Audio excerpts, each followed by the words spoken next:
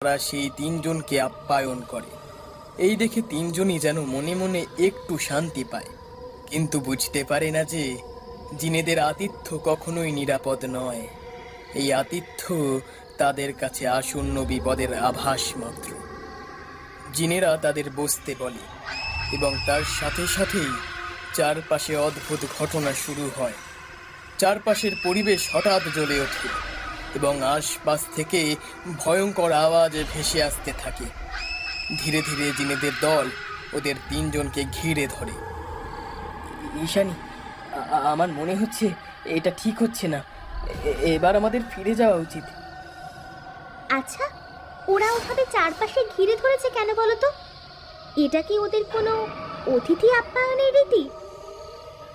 তোমার তোমার তাই মনে হচ্ছে?